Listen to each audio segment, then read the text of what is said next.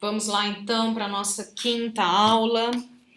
Hoje a gente vai continuar falando de composição, mas vamos falar de um cara muito importante, né, na construção da ideia do que é composição fotográfica, que é esse cara aqui, Henri Cartier-Bresson.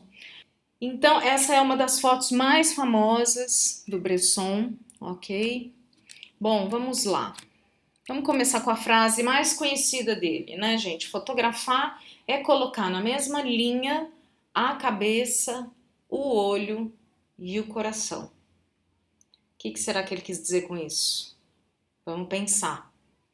Muito bem. Então, gente, o Henri Bresson é francês, era francês, né? Nasceu no começo do século passado, em 1908, e faleceu no dia 13 de agosto de 2004. Então, foi um fotógrafo, pintor, fotojornalista, artista francês. Ele nasceu numa família que tinha uma fábrica, né, uma indústria têxtil de tecidos. Então, ele nasceu numa família com bastante condição. E durante muito tempo, né, da juventude dele, ele passou boa parte, né, conhecendo artistas, a boemia, teve bastante contato, né, com a arte na França, né, no começo do século passado.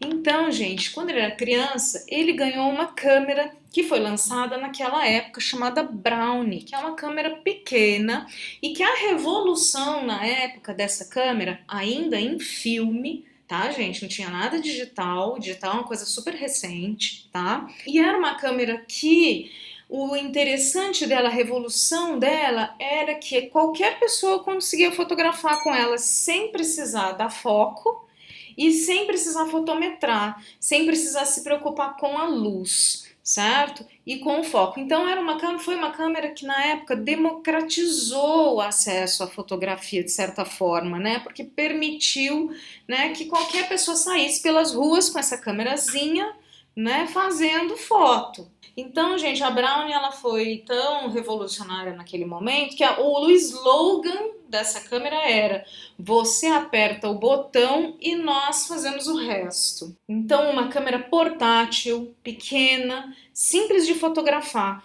e que proporcionou, né, às pessoas, não apenas aos fotógrafos que tinham acesso, né, mas a todas as pessoas que podiam adquirir a câmera, né, sair às ruas fotografando, certo? Então, gente, o Bresson foi um cara que teve muito contato com as artes, teve muito contato com a vida, né, social na França naquela época e começou a fotografar muito cedo. De criança já tinha pegado o gosto, né? E foi um cara que viajou muito, esteve em vários países. Então, gente, em 1931, quando ele tinha 22 anos, ele foi para a África e ele ficou um tempo na África. E aí foi nesse período que ele se encantou e ele descobriu de verdade o que era, né, para ele a fotografia. E ele foi inspirado justamente por essa foto que a gente está vendo, né, desse húngaro chamado Munkaczy. Bom, então, gente, o Bresson foi um cara que viajou muito, ele esteve em guerra, ele foi preso, foi capturado 2 ou 3 vezes, conseguiu fugir, ele conta isso, né, num documentário, inclusive, e ele se juntou à resistência francesa, né, na luta pela liberdade, né, contra o nazismo. Então, gente, depois, quando a paz, né, se restabeleceu na Europa, que acabou a Segunda Guerra Mundial em 1945, e aí ele fundou uma agência fotográfica chamada Magnum. E ele começou a trabalhar com vários fotógrafos nessa época, né? E este momento foi um momento crucial para a fotografia, porque trouxe, né, para a fotografia a possibilidade de fotógrafos trabalharem para uma revista, uma agência fotográfica e ter liberdade de criação ao mesmo tempo, né? Então, gente, foi a partir, né, dessas vivências dele que depois, um pouco mais tarde, já na década de 50, que o Bresson estabeleceu para ele o que ele acreditava com a fotografia, e como para ele a fotografia deveria ser. E ele chamou isso de o instante decisivo ou o momento decisivo. Esse conceito, né, de instante decisivo é um conceito falado até hoje, né, pelas pessoas que trabalham com fotografia. Então foi um conceito muito importante criado na fotografia, né? Bom, gente, então o que é o instante decisivo? Bom, como a gente sabe, a fotografia ela registra um momento, aquele milésimo de segundo da vida, né? E ele era um cara que fotografava as ruas, né? Ele era um cara que fotografava a sociedade, que fotografava o povo, né? As pessoas. Então, gente, ele acreditava que a fotografia acontecia quando os elementos visuais que ele tinha na frente dele se organizavam para compor, né, uma foto. Tem até uma entrevista que ele fala o seguinte, que uma das fotos mais famosas que ele fez, que foi essa da bicicleta, foi feita por acaso. Ele estava numa posição segurando a câmera no meio de umas tábuas e ele não conseguia ver a rua direito. E por acaso ele pegou a hora que a bicicleta passou. E aí o entrevistador pergunta para ele: "Pô, mas então fotografia é sorte? Para você é sorte?" E então ele respondeu: "É sempre sorte. Mas você precisa estar preparado para captar aquele instante." Então, gente, o Bresson, ele não acreditava em fotos fabricadas, vamos dizer assim, né? Ele não acreditava em fotos posadas, né? Ele não acreditava nas fotos em que você organizava tudo antes, colocava os elementos na sua frente e aí fazia a foto, porque ele queria captar o mundo acontecendo na frente dele. Tem um momento no livro dele que ele fala assim: "Eu acho que a gente não deve sair por aí caçando fotos, que a gente deve ficar em um local e aguardar a foto acontecer. Aquele instante em que os elementos do mundo vão se juntar, né? E você vai poder fazer a foto." Então é como se ele ficasse aguardando, né, a pessoa passar, aquele instante em que os elementos se tornam perfeitos, né, para poder fazer a foto. O instante decisivo para ele é porque a fotografia é a única arte que registra para sempre aquele segundo que vai passar, aquele segundo que não vai acontecer nunca mais. A fotografia é a única arte que tem a capacidade de fazer isso. Então, o fotógrafo deve ser aquele que observa o mundo, né, para encontrar este instante em que os elementos se organizam e formam um equilíbrio, né, para que você faça a foto.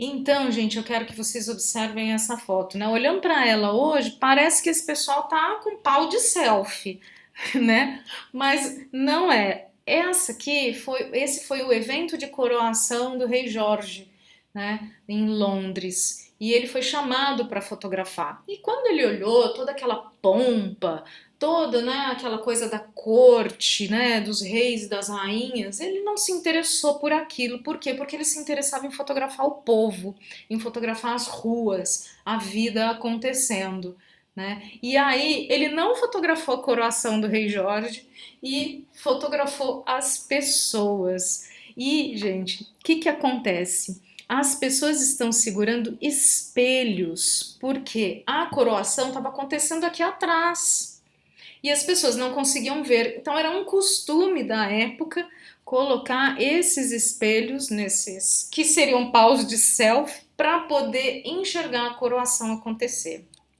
Ok? Aqui também, né, gente, a fotografia do Gandhi. Vejam que ele está posicionado exatamente na regra dos terços.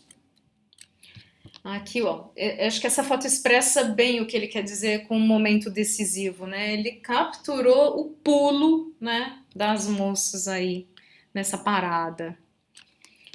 Mais uma fotografia de rua. crianças. Olha como ele organiza os elementos da foto, gente, prestem atenção nisso, né? Os elementos em primeiro plano, os meninos, né?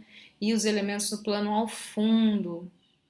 Essa é uma cena, né, típica, né, dos cafés das ruas francesas, né, que a gente pode observar aí o elemento, né, aqui cômico, olhando, né, que traz aí, né, uma graça, né, o cachorro olhando. Ele dizia, gente, que a fotografia deve ter o poder de contar uma história na mente do receptor, da pessoa que está vendo. Que quando a pessoa vê uma foto, ela deve pensar: o que será que aconteceu antes? O que aconteceu antes e o que vai acontecer depois dessa foto, né? Então, contar então essa história a partir de uma fotografia. Olha só que coisa genial. Muito bem, vamos para o nosso exercício. Então, gente, eu quero que vocês leiam, ok, esses 10 princípios, características de uma foto do instante decisivo, ok? Para vocês compreenderem bem. E aí, você vai me responder o seguinte: o que você acha que o Bresson quis dizer com fotografar é colocar na mesma linha a cabeça, o olho e o coração? E se você concorda com isso, você acha que fotografar é fazer isso? Colocar, né, no mesmo espaço, vamos dizer, né, colocar no enquadramento da sua foto, né, no mesmo tipo de pensamento, a cabeça, ou seja, o racional, o olhar, certo? E o coração, que seriam as emoções. O que você acha dessa frase? Conta pra mim. Manda no grupo sua resposta. Se você não puder mandar no grupo no mesmo dia, fala comigo em privado e aí a gente conversa. Tá bom, minha gente? Muito obrigada pela participação de vocês. Qualquer dúvida me chamem. Um beijo e até mais.